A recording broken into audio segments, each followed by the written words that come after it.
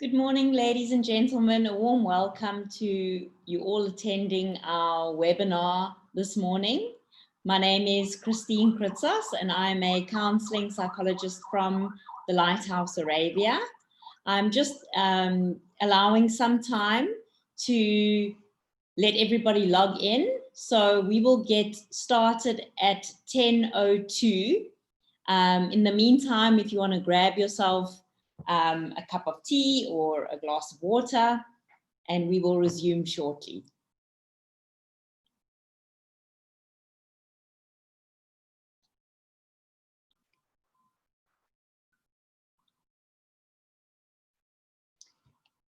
Good morning, everyone. My name is Kritzas. I am a counseling psychologist from the LightHouse Arabia. A warm welcome to all of you attending our webinar today on mastering stress and avoiding burnout. I'm really excited to be spending the next hour with all of you.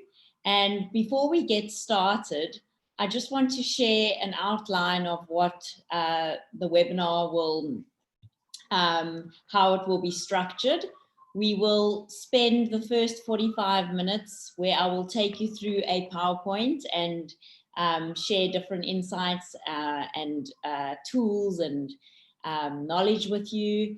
And then the last 15 minutes, I'm going to allow some time for questions. I ask that you pop your questions into the Q&A section, which is at the bottom of your control panels. And I will attend to those questions at the end of the webinar. If you can just allow me some time to share my screen with you. And I just want to make sure, can everybody see and hear me clearly? Can I see a show of virtual hands? Great. Great. So I'm going to share my screen with you now, if you just give me one moment.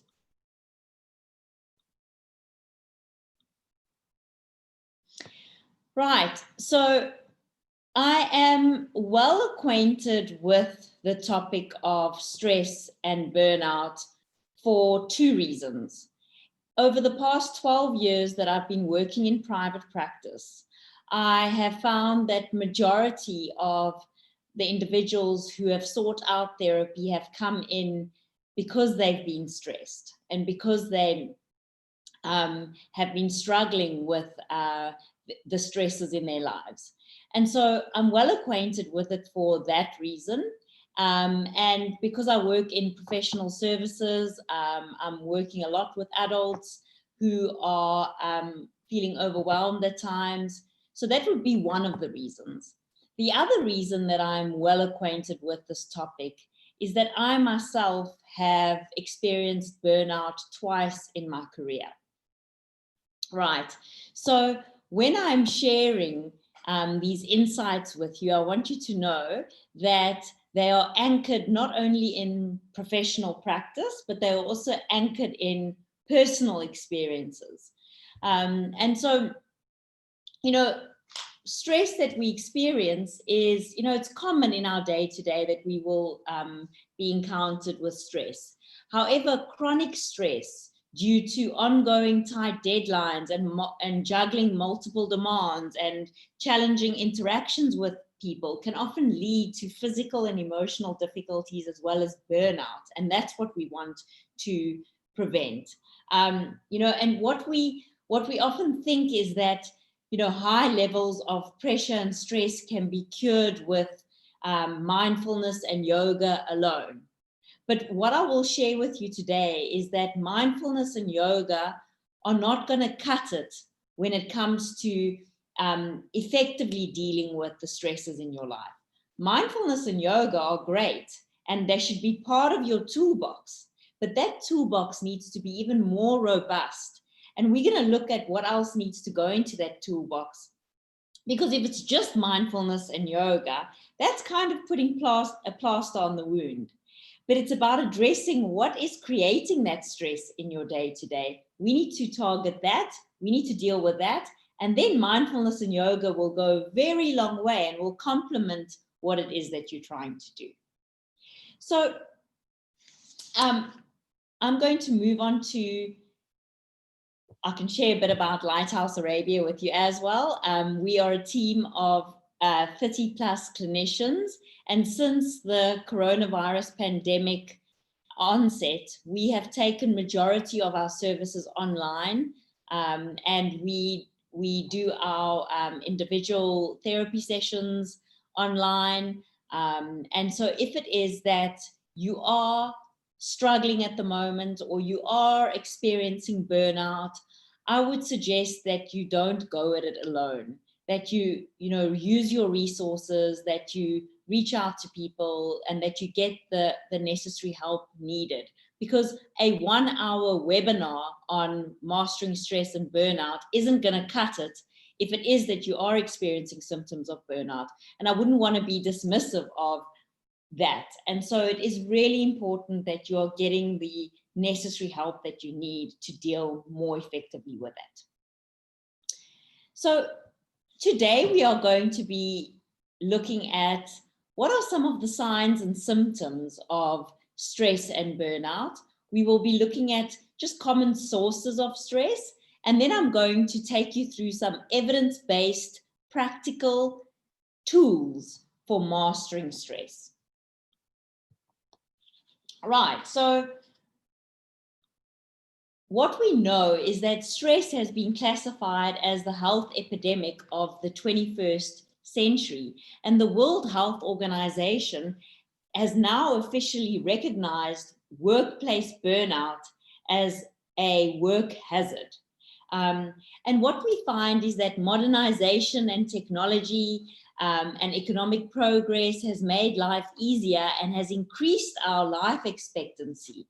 However, the unexpected drawback of this progress is the detrimental effect that it has on our health and our well-being. So we might be living longer, but we are living unhappy lifestyles. We are living unhealthy lifestyles. And so this needs to be addressed. We need to look at our relationship with technology and how we are dealing with that.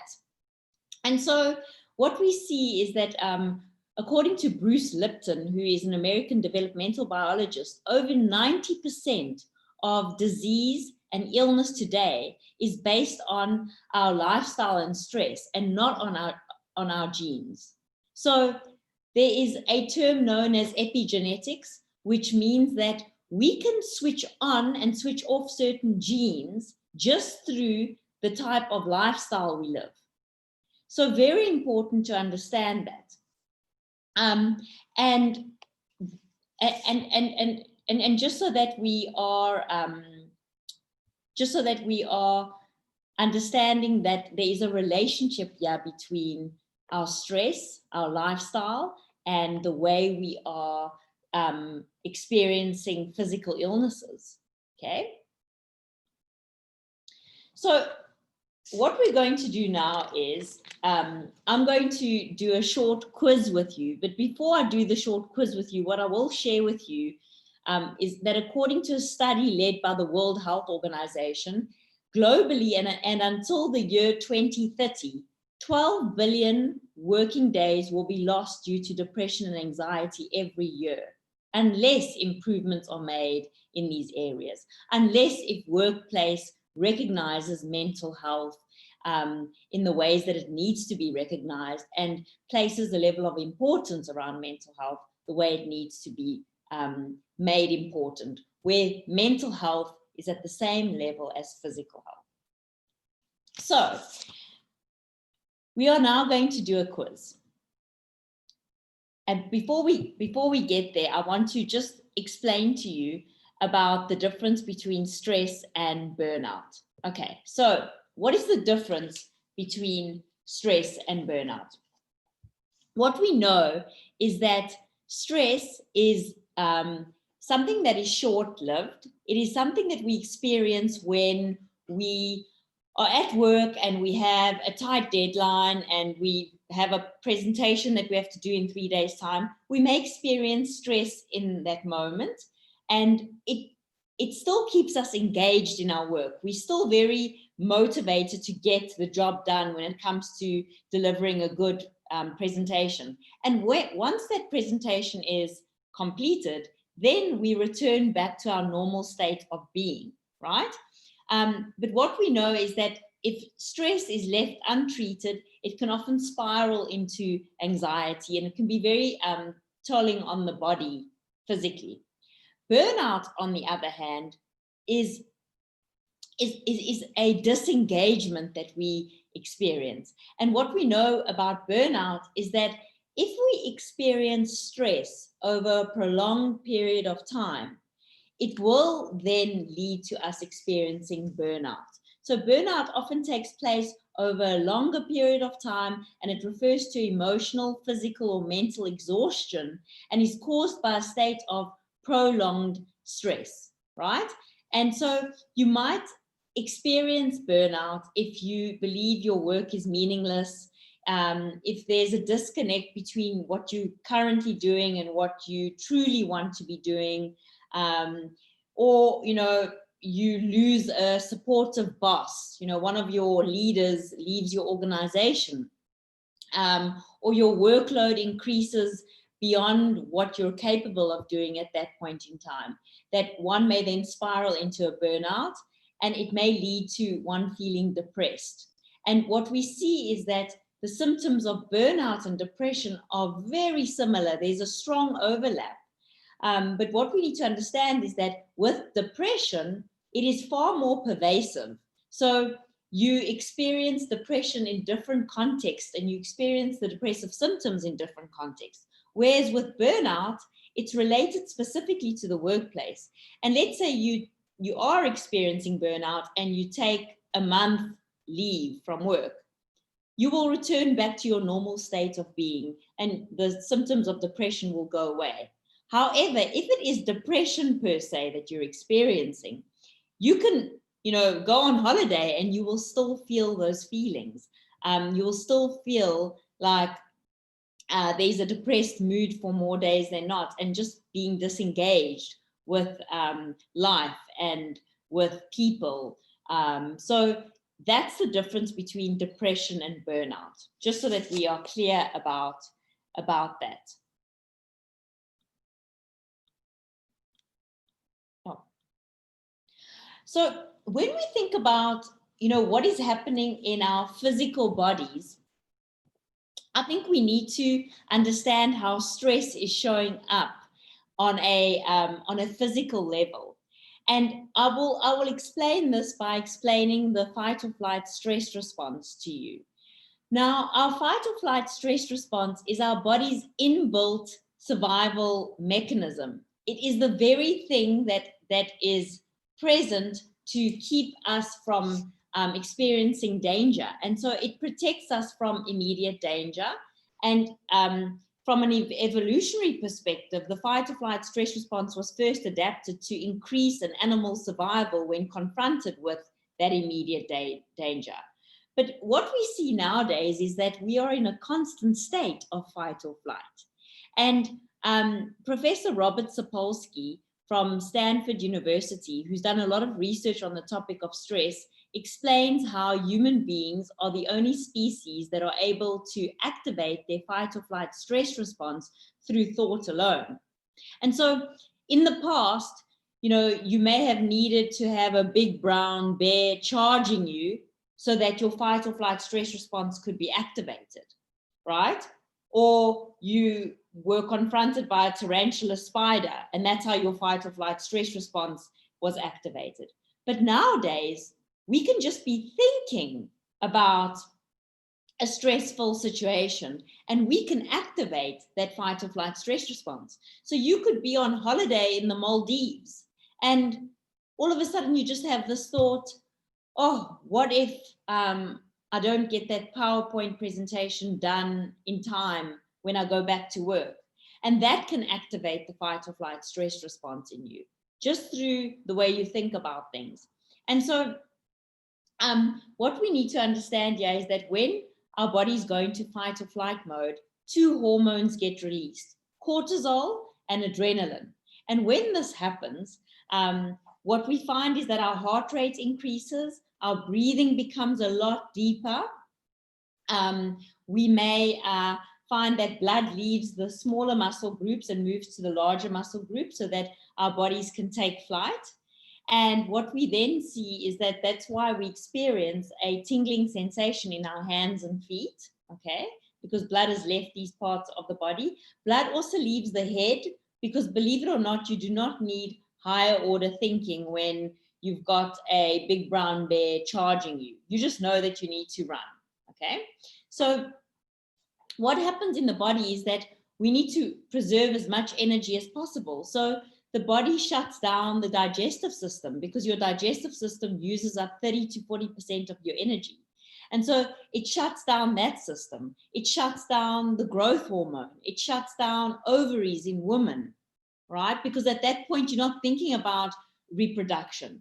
And so all of these systems start shutting down. And what we start to see then is that it shows up as physical illness in the body. And that is why if some people have been experiencing stress for more days than not over a period of a month or 2 or 3, they can then activate gastrointestinal issues, type 2 diabetes, onset of cancer, just through being in that state for more days than not. And what we know about the coronavirus pandemic is that it has activated the fight or flight stress response in all of us to varying degrees.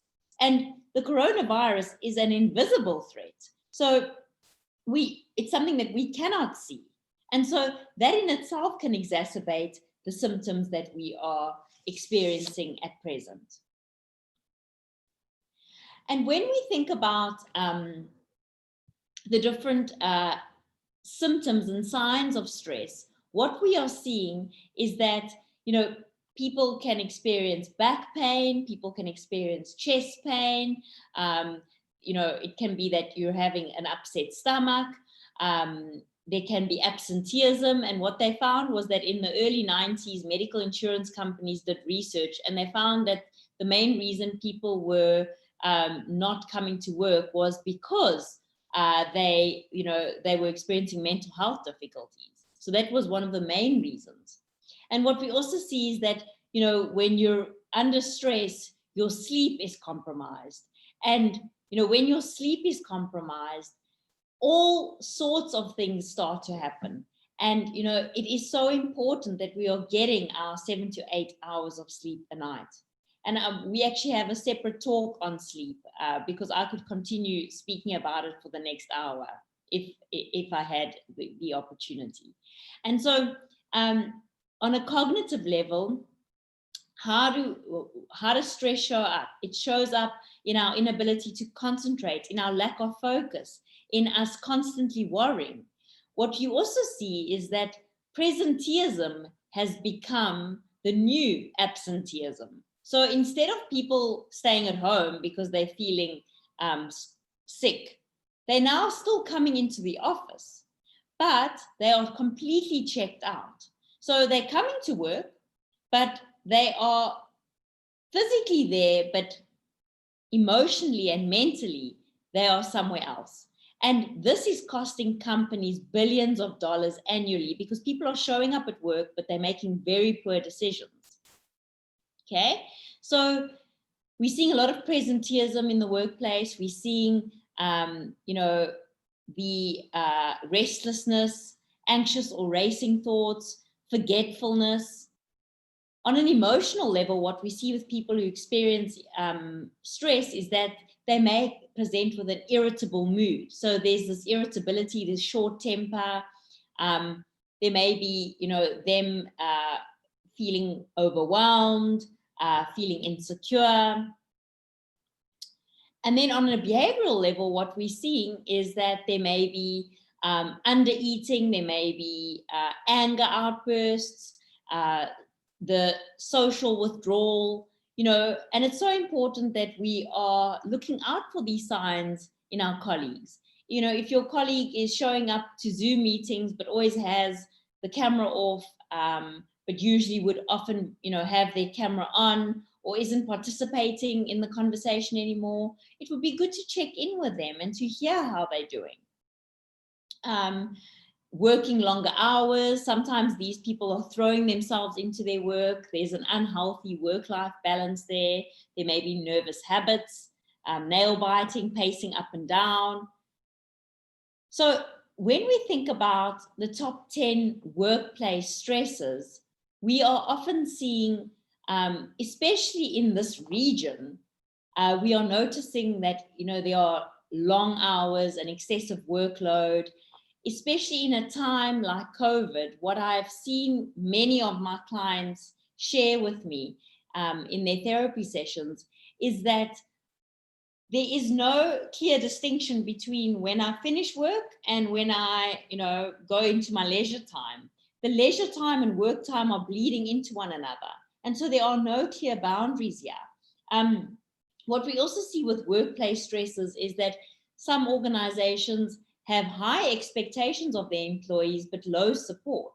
And in these organizations, there's often a lot of toxicity because there's profound cynicism towards leadership, because they're expecting us to do all of these things, but they're not supporting us. And so a healthy work environment is one where there is high expectations, but then high support alongside that.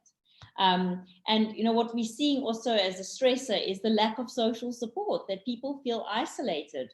Bad management practice could be another one that we are noticing as well. Not having enough control over job-related decisions, being micromanaged, feeling like my employee doesn't trust me. And so what we also know that works really well is when your employees can be on a self-management system where there's trust. You trust me to get the job done, and I can do it in the time that works, best for me, but I'm still getting the job done. So these are some things to be aware of. And then what we also see is that there are certain psychological sources of stress. One's mindset towards stress is key here. And so, we have this idea that events and circumstances cause the stress in our lives, but it's actually our interpretation of the events and circumstances that cause stress in our lives. Because something that may be stressful for one person might not necessarily be stressful for another person because of the way that they are interpreting that event. So how are you making sense? How are you making meaning of certain situations that unfold in your day? Because that is going to then make you feel more or less stressed. Kelly McGonigal, who is a professor from Stanford University, actually says that stress, can make us more motivated. It can actually stimulate us. It's actually healthy for us. It's good for us. So it really depends on how you are using that stressful experience in your life. And stimulation is very good for us. So how can we feel more stimulated in the workplace? Because the line between stress going from good to bad is very, very fine. And so it's always important that we are watching ourselves to see, am I feeling stimulated right now or am I feeling stressed? Because if I'm feeling stimulated, that's great. And when we think about mindset, Carol Dweck, who is a professor from Stanford University as well, speaks about the growth mindset and how, people with a growth mindset are more protected from experiencing stress than someone who has a fixed mindset. And a fixed mindset is one where we believe that our abilities are cast in stone, that, if we can't do something, we'll never be able to do something. We're very rigid in our ways, whereas someone with a growth mindset sees their failure as part of their success. And I maybe didn't get it right this time, but if I practice more and more, I can develop these skills and these abilities to improve. So people with a growth mindset actually have a protective factor against experiencing burnout, anxiety, and depression. Addiction to stress is another one that I will share with you. Dr. Joe Dispenza, who is a chiropractor and has done a lot of research in epigenetics, says that there are obvious addictions such as shopping addictions, drug addiction, alcohol addiction, sex addiction, gambling. However, the fiercest addiction we all face today is our emotional addiction. And how, we are so used to feeling stress that you may wake up one morning and you're actually feeling quite calm, but then the mind starts finding something to be stressed about, because why am I feeling calm right now? So then the mind starts to look for opportunities to experience stress. So then you might pick a fight with your spouse, or you might say yes to another project, and that then fuels stress. Or you might decide to call your mother-in-law. So we then look out for opportunities to experience stress. So very important that we understand that we are sometimes addicted to that feeling, and then we look out for situations and events to justify that feeling. And then another thing to think about is type A personality. What they have found is that type A personality is linked to heart disease. You could smoke, have high cholesterol, be overweight, and the type A personality will still have a higher likelihood of you experiencing heart disease. And what do we know about type A personality? It's people who are highly competitive, high achieving, workaholics, ambitious, controlling, aggressive. I would say majority of my clients who are in professional services have more of a type A personality. And that in itself can create a lot of stress, because there's a rigidity there. And, one then needs to look at improving your relationship with flexibility. And then perfectionism is another risk factor when it comes to experiencing stress. And what we know with perfectionism is that with perfectionism comes procrastination. And I often say that perfectionism and procrastination are two peas in a pod. They like to hang out together. And so when you are very perfectionistic in your ways, you will delay getting things done, which then lead to you having to crank out things in the last minute. And often people will say, I perform best under pressure. Be careful of that story that you tell yourself, because that's you just living on this hamster wheel of having to do things last minute. And I challenge you to try doing things a little early in advance, and you'll see that your relationship with stress becomes a different one. And then what we also see is that often there's a lack of self-awareness that can lead to stress, where I actually don't know what's going on in my internal world. I don't actually know why I'm feeling the way I do. I can't make sense of the feelings either. And this comes back to growing your emotional intelligence and gaining more self-insight, which can often be done through engaging in a therapeutic process. It can often be done through having a therapist. I myself have my own therapist. He's based in San Francisco, and I meet with him once a week via Skype. And I find that being in my own therapy process helps me to be able to recognize certain things, and it builds my self-insight to respond to situations differently. So I think that, therapy for me is one of the greatest investments I've made, because it's not just about surviving in life. It's about thriving in life. It's about going from good to great. And then what we also see is that sometimes there's a lack of skills. And one of the most important skills that you would need to develop would be time management. Because if you don't have time management as a skill, then it's going to be very difficult to have time to take on other courses to develop other skills like parenting skills and leadership skills, etc. Now, when we think about sources of stress, what we know is that regarding our physical health, if you are waking up in the mornings and you haven't gotten your 7 to 8 hours of sleep a night, you're already starting off on a deficit. You are starting off with less energy for the day, which means that, your adrenaline and cortisol levels are going to be higher when you wake up. And so your physical health is really important. Taking a bottom-up approach when it comes to dealing with stress And what I mean by this is focus on your physical body. Make sure you're getting your sleep in. Make sure you are hydrated. You're drinking at least 2 to 3 liters of water a day. Make sure you're getting your exercise in. Okay. On a relational level, what we know is that it's important that you pay attention to your tribe. You pay attention to the people who you are engaging with on a day-to-day. Professor Robert Sapolsky from Stanford University actually speaks about how it is better to have no relationships in life than to have one toxic relationship. So really important that you are taking stock of the relationships in your life, and that you are building your tribe and having your sources of support, because that will help mitigate the effects of stress. And then what we also see are daily life hassles that can add to stress. Like, what am I going to cook tonight? That can be a stressor for many parents. Bills, decisions. And what we know is that too many decisions can often deplete our willpower. And something that I heard a lot of my clients share with me over the past month or two is that they actually miss lockdown.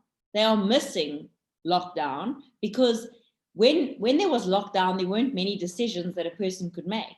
It was just, you need to stay home. You know, there weren't any social obligations or social, things that we had to attend to.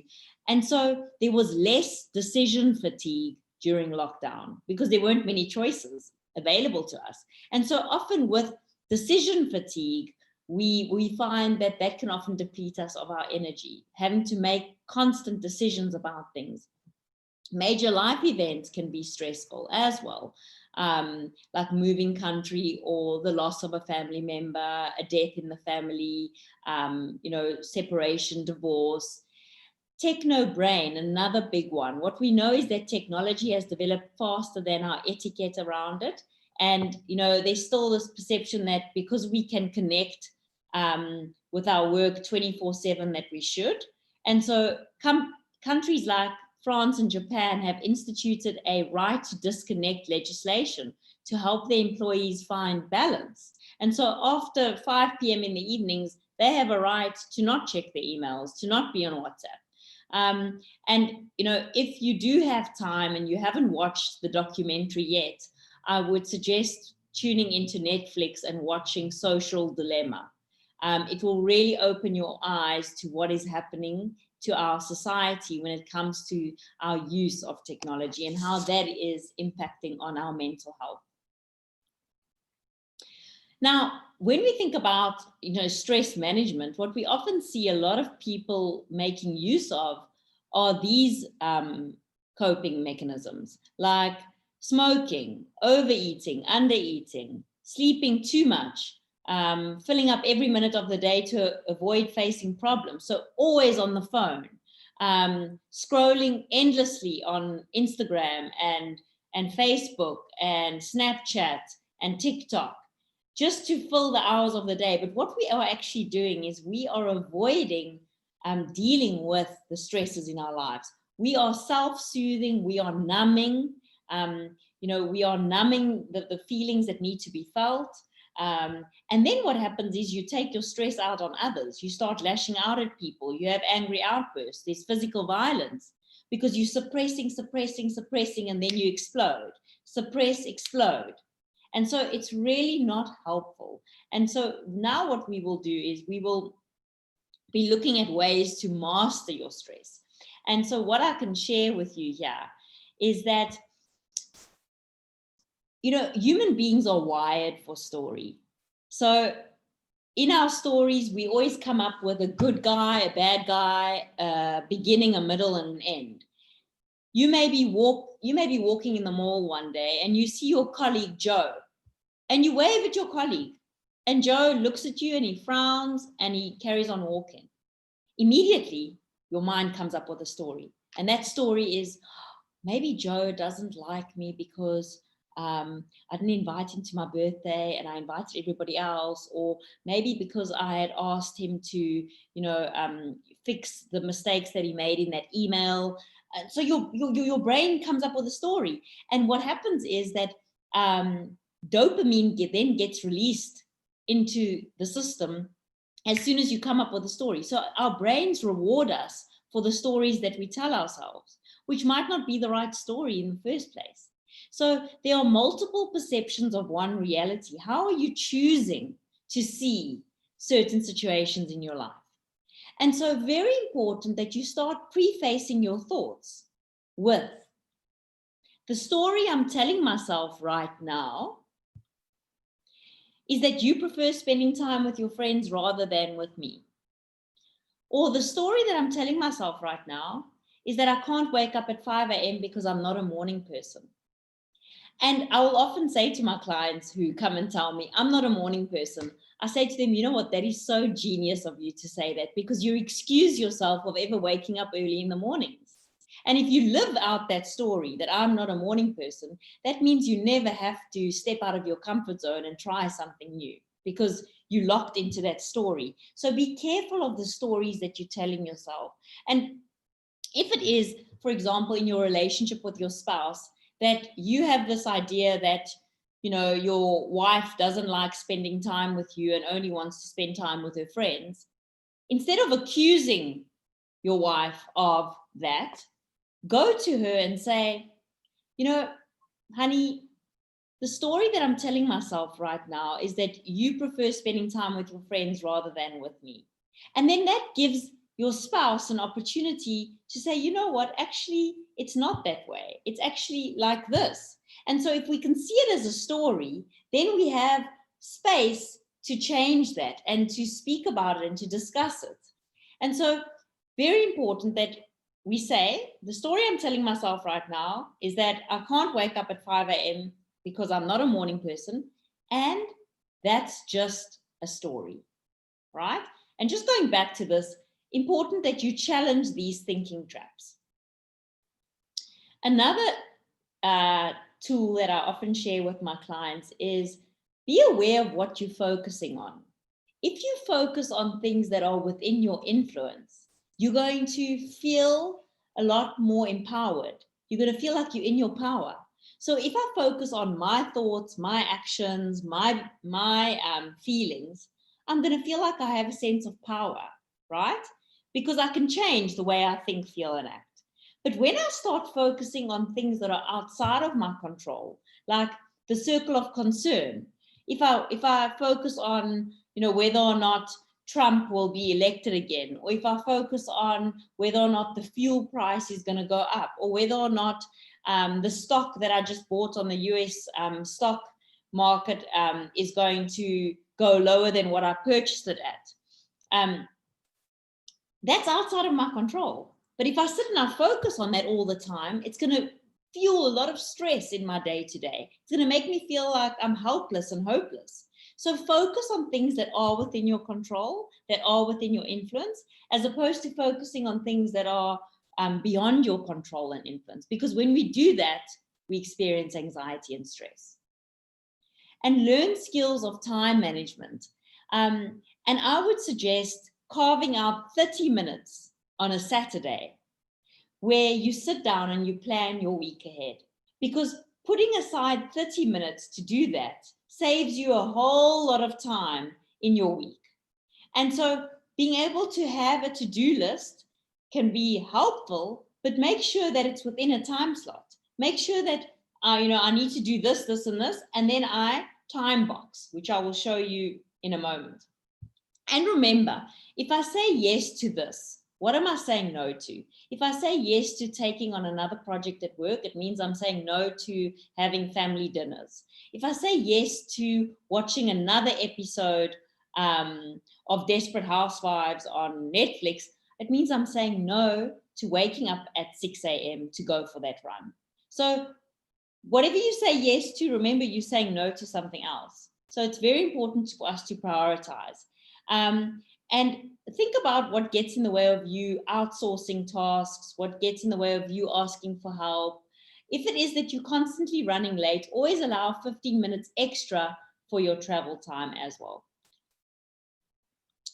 And this is what time boxing can look like. You have your to-do list and then you slot it into your week. Okay. So you put down that the things that need to be done. And yes, I even put down do nothing, because you need to have that time to be able to decide what it is that you want to do. So you need to protect me time. You need to protect time with the family. And you need to put down things like when I will train, when I will go to gym, etc. And choosing your words carefully. So Pastor Joel Osteen, who's done mass sermons in the States, speaks about the power of I am. And he appeared on the Oprah Winfrey Show once, and he said that whatever follows I am is going to come looking for you. So if you always say I am fat, more calories are going to come looking for you. If you say I am unlucky, more situations where you feel unlucky will come looking for you. If you say I am tired, more fatigue will come looking for you. So I am operates at the same frequency as the word Om, which is the frequency of the universe. So when you say I am, the universe is listening. So be very, very aware of that dialogue, that inner dialogue that's taking place. And then I want you to try something right now. I want you to say to yourself, I have to go to gym. Just feel the energy when you say I have to.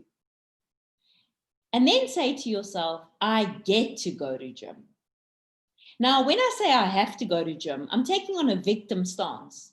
I am feeling like something's happening to me. I have to do this. But when I say I get to go to gym, I operate from a place of gratitude. I operate from a place of empowerment because I get to do this. If I say I am exhausted, it feels very different to me saying I had a productive day. Or I have to go to the opera. I'm choosing to go to the opera. I'm choosing to go to gym. I'm choosing to go to work. So step into your place of power and realize that you have choice at the end of the day and you've chosen this. I can't do public speaking. Always look at putting the word yet at the end of such sentences. The power of yet. I can't do public speaking yet. It's a great tip and tool for parents out there. If your child comes and says, I can't do math, you can always turn to your kid and say, you can't do math yet, but with practice, you will be able to do that. And that then fuels the growth mindset. Change your language and you change your frequency. Social support, very important. Know who your tribe is. It's the strongest mitigator of stress. You'll often hear people saying in Dubai, oh, I'm only here for a short time, so I'm not going to make close friends. Don't do that. Don't fall into that trap. Make your close friends. Find your tribe, because you never know. Over the years to come, you will still be friends and you will still have that connection. So go deep with people. Take time out to spend with your people. What we see is that social media is being used more often than not for comparing than connecting. And we need to look into that. Managing your physical and contextual stress, engaging in a reflective practice is a great tool. I find that when I journal, I will often realize certain things come to me. If I write down my dreams, I'm also tapping into the subconscious. I'm also understanding what is my unconscious mind trying to tell me, because it will often show up in your dreams. So engaging in reflective practices, breathe, move, hydrate, eat, sleep, relax. Physical body, make sure you're attending to your physical body. Acts of kindness. They've found that there's a strong relationship between generosity and lower cortisol levels in people. So the more generous you are, the more helpful you are, the less stress you're going to feel. And make use of technology that is helping you and not hurting you. Right. Also, adopt a morning moment. Own your mornings. When we wake up in the morning, often the first thing we do is we grab our phones. And then we start scrolling on, WhatsApp, and then we move on to Instagram. And, I'll share a personal story with you quickly. About 2 years ago, I felt like I was on a hamster wheel. Things weren't slowing down. I just felt like I didn't have enough time for myself. And what I was doing was I was waking up in the morning, grabbing my phone, going on family WhatsApp group, seeing a message from the family about, you know, John and Dina that got engaged. And then I was going onto Facebook and congratulating the couple. Then I was going onto Instagram and seeing if I had any comments or likes. Next thing I knew, I was on Amazon buying a dress, and by 7:30 in the morning, I'd already bought a dress online and been on 3 social media platforms. And I felt like I was being way too reactive. And so if you are doing anything like that in the mornings, I would suggest that you stop and you look at your relationship with your phone. Because now what I've started doing is I have started using this tool known as Own Your Mornings. And so when I wake up in the morning, the first thing I do is I ditch the phone and I go inwards, and I will do a 5-minute meditation, and I will drink a cup of boiling water and lemon, and I will go out for a run, and I will you know, ask myself, what is it that I need from myself for today? What is the best version of myself that I can be today? And so there may be some parents on this webinar today, and you may be thinking, you're right, how do I own my morning when I have a 2-year-old in my bed at 6 a.m.? Start owning your relationship with your phone first, and start setting boundaries around your phone. And the first hour of your day doesn't need to be spent on the phone. And looking at waking up 5 minutes earlier than your children, to have just that time for yourself, just a bit of that breathing space for yourself. And if you can't own your mornings, then claim your evenings and have time in the evenings for yourself to journal, to read things that are of interest to you, not to be spent on social media again. And then there's some anti-stress technology that you can also use, Umvana, Happify. There are lots of apps like the Calm and Headspace app, Stop, Rethink. These chakras are other ones to look at as well. And if you found the content useful here, I would also recommend that you follow us on Instagram. We've got 3 platforms. We've got at LightHouse Arabia. We've got at Dr. Salia Afridi, where we are sharing pertinent, relevant information related to mental health and well-being. And then we've also got at Smart Heart Board Game, where we share parenting tips with our community, and you know, where we Smart Heart is a board game that I created, which aims at facilitating emotional expression in kids, and it's a meaningful way to connect with a child. And so if you're interested in that, you can check out that platform. We're also going to be launching our new parenting platforms soon, so stay tuned and for that. So now what I'm going to do is I'm going to stop sharing my screen with you, and I'm going to take some questions. So feel free to pop your questions in the app. Can you please show the anti-stress app screen again? I can, just one moment.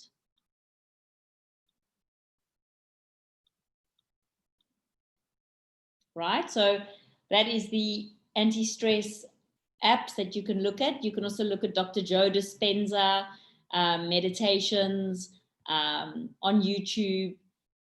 So these are some things to look out at, right?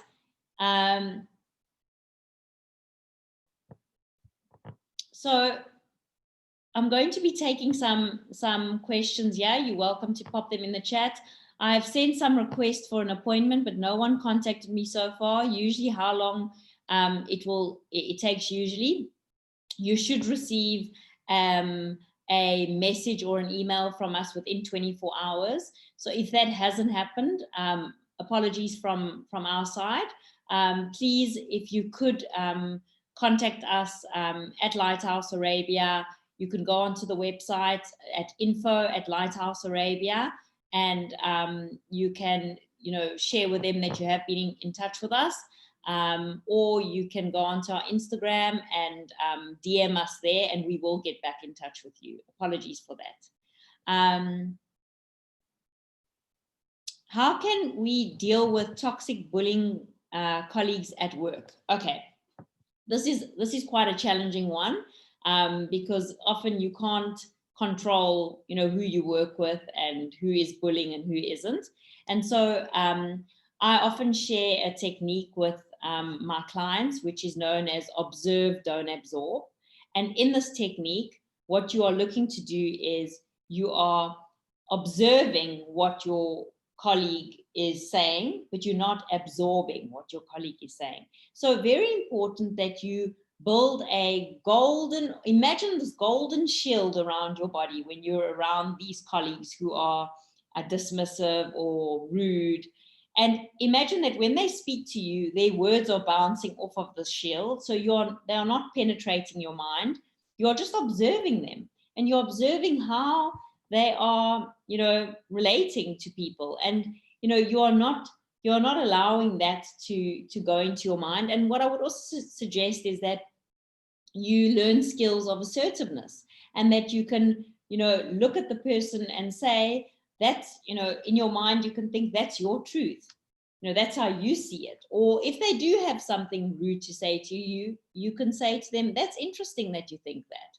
Or I'm sorry that you feel that way. Or I'm sorry that you think that. Because by saying that to them, you are not saying to them that you agree with what they are saying. So it's about building mental boundaries with people. It's about learning how to stand up for yourself. It's about not absorbing what they're saying, observing what they're saying.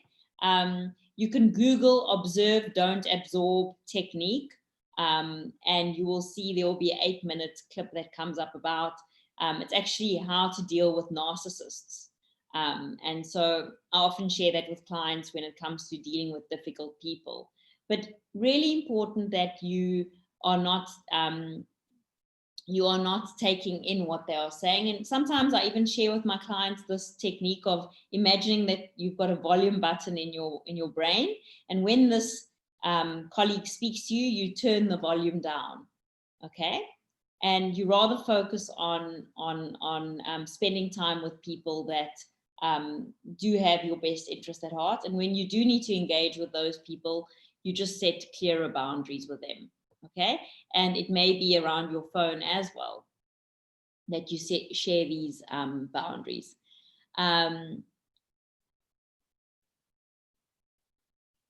How do I deal with being overwhelmed? Even my mindfulness practices become overwhelming and a source of stress for me. So I am going to say that often what leads to us feeling more overwhelmed is our relationship with our phones. And I would want you to first check in with what your relationship with technology is. How are you using your phone? I recently took the WhatsApp notifications off my phone. And I cannot tell you the difference that this has made to my day. So nothing buzzes. There are no notifications on my phone. Not for social media, not for email, not for WhatsApp.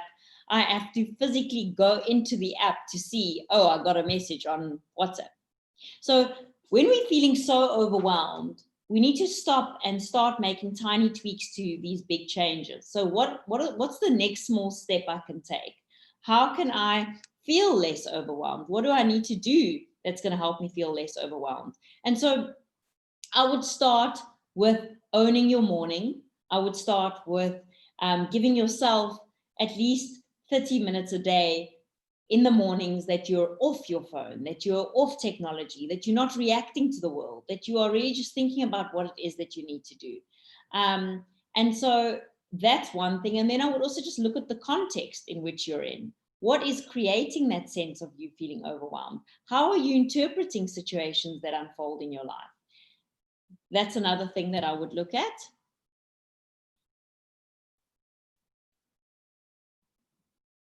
How do we calm our mind when we already have a lot of work and no free time left for ourselves or for our family? So again, it's about you going back to your calendar and starting to time box and starting to look at, you know what, I'm going to spend 1 hour with my daughter on Saturday. And I'm going to block that time, and I'm going to protect that time fiercely, just like I would protect the client meeting. I'm going to protect that time. And when people say to me, I don't have time, I don't believe you. I'm sorry, I do not believe you that you do not have time. You need to go and look at your priorities. You need to go and look at, how am I spending my days? Because often we will see that we are spending a lot of our time online. We are spending a lot of our time doing things that are not meaningful. There's a great book called Do One Thing. And I would suggest, looking into a book like that, because it's not that we don't have time, it's that we don't prioritize things.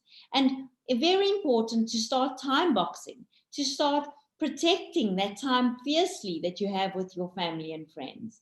And that may be on weekends, and it may be that you don't have quantity, so you don't have a lot of time, but make sure that the time that you do spend with your family, with your children, is quality time. And it can be something as little as carving out 10 minutes a day with a child. And in those 10 minutes, you ditch your phone, you make positive eye contact with your child, you hear how their day was, you connect with them at their level, you engage in a playful exercise with them.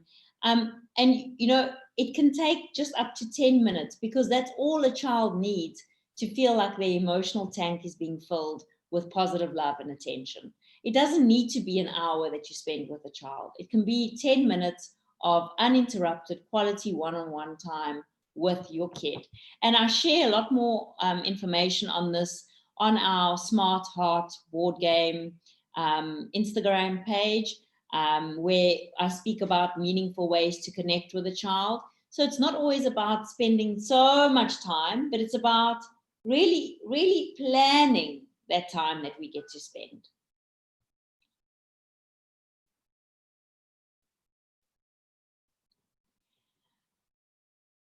So I'm just going through the questions here to see.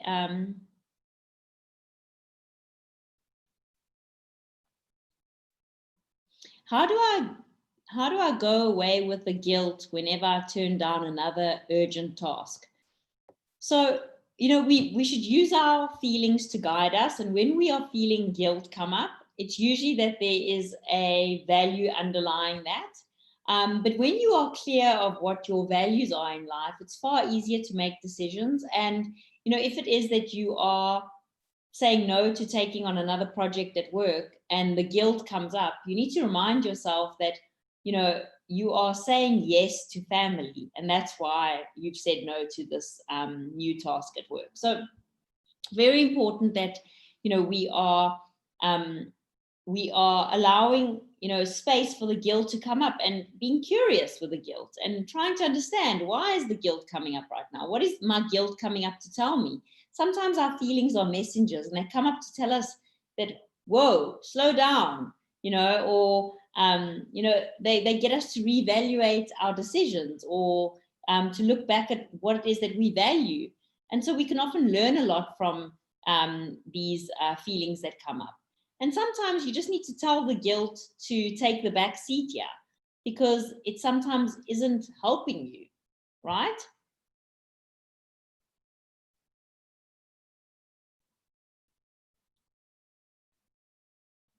How can we lower cortisol levels associated with stress? So again, it's about turning off your fight or flight system. And if you are waking up in the morning and the first thing you're doing is watching the news or checking your phone or reading emails, immediately the body's releasing cortisol into the system. And so you want to learn how to deactivate your sympathetic nervous system, and you want to activate your parasympathetic nervous system. And so we have a nerve in the body, the second largest nerve in the body, known as the vagus nerve, which is connected from the base of the brain to vital organs in the body. And what you want to do is a way of activating the vagus nerve and stimulating the vagus nerve, which is linked to your parasympathetic rest and digest system. So there's certain ways that we can activate this vagus nerve.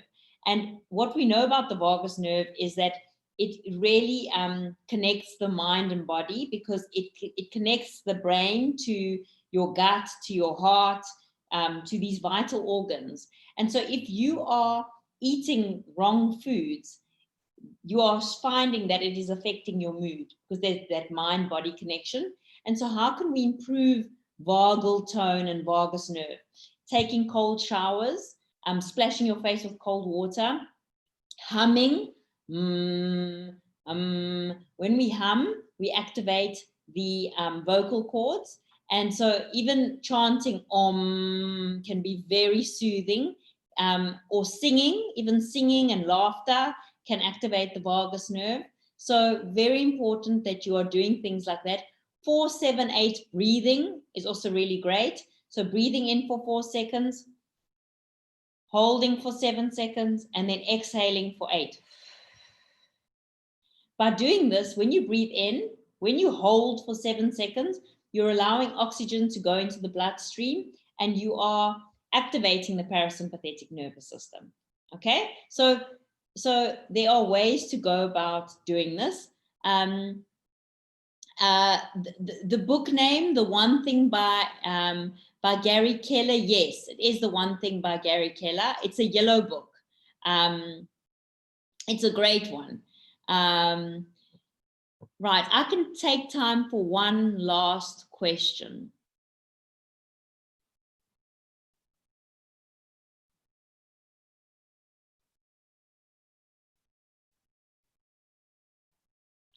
Hello, thanks for the session. I've observed that all the speakers have plants in the background. Maybe it's consciously done. What's your personal experience of having them? And which are the best ones to have within the home? I love my plants. I love gardening. I find that it is such a therapeutic exercise for me. There's a lot of research that's been done with being out in nature, and especially in a place like Dubai, where I often find like I miss that connection with outdoors. I've turned my place into a nursery. If I were to show you other parts of my home, you will see that I have certain areas with a lot of plants. And every morning when I wake up, and I own my mornings, what I do is I'll take my plants outside, I'll water them, I'll speak to them. And it's just a great way to disconnect, to be more mindful, to be in the moment. And so, yes, I would suggest you go to the nursery and you look at getting yourself a plant, because when you are nurturing something like that and you're seeing it grow, it's so therapeutic. It's so beautiful. Right. So I'm going to need to log off now, but it's been great connecting with you guys. Like I said, an hour webinar is, it's good to give you some insights and ideas. And if you take only one thing from today, that's great. But I would suggest that if you are experiencing symptoms of stress and burnout, that you do not go at it alone, that you reach out for help. That you engage in a therapy process. Like I said earlier, I have my own therapist. He's based in San Francisco, and I find that connecting with him once a week has really helped me to understand my inner world better. I mean, I've been in private practice for 12 years, and I'm very well versed in mental health and well-being. But I still need a therapist. I still need someone to guide me, to hold up a mirror sometimes, to say, but Christine, you didn't think of this, and why didn't you look to do this? And so if you're looking to go from good to great, if you're looking to thrive in life, I would really invest in that process, because the inner journey is one of the most powerful journeys you will go on. And upskilling in that area is one of the greatest investments you will make, because you will get to know what your core values are in life. And when we know what our core values are in life, we are better at making decisions, and we are better at knowing what it is that we need and want. And when we're feeling very restless and overwhelmed, stop and pay attention to that, because you are most likely not living in accordance with your highest values. So I will leave you with that, but take care, and thank you all for logging in today and for your active participation. It's lovely to be connecting with all of you. Take care. Bye-bye.